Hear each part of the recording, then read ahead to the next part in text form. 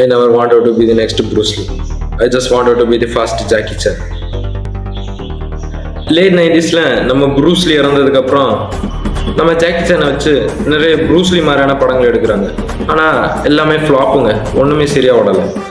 அப்போ நம்ம Jackie Chan பார்த்துட்டு என்னடா இது, எல்லாரும் என்ன ப்ரூஸ்லி மாதிரி நினச்சிட்டு ப்ரூஸ்லி மாதிரி நிறைய படங்கள் எடுக்கிறாங்க, எனக்கு இது பிடிக்கல. தன்னோட நண்பரை பார்த்து ஜாக்கி சான் சொன்னான், I never wanted to be the next Bruce Lee.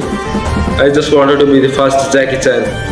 நான் அடுத்த ப்ரூஸ்லியாக விரும்பவில்லை, நான் முதல் ஜாக்கி சானாக விரும்புகிறேன் என்று சொன்னேன். அப்போ இந்த ஆசையை புரிஞ்சுக்கிட்டு ஒரு டைரக்டர் ஜாக்கி சானுக்கு வாய்ப்பு கொடுக்குறாரு. நீ உன்னோட ஓன் ஸ்டைலில் நடின்னு அந்த டைரக்டர் சொல்கிறாரு. இதை கேட்டுட்டு நம்ம ஜாக்கி சானும் அவரோட ஓன் ஸ்டைலில் அந்த மூவியை நடிக்கிறாரு. அந்த மூவி ரிலீஸ் ஆகுது, பயங்கர ஹிட் ப்ராஜெக்ட். ஸோ நம்ம இவர்கிட்ட இருந்து ஒரு முக்கியமான பாடத்தை கற்றுக்க முடியுது. நம்ம இவரை மாதிரி ஆகணும் அவரை மாதிரி ஆகணும்னு நினைக்கக்கூடாது.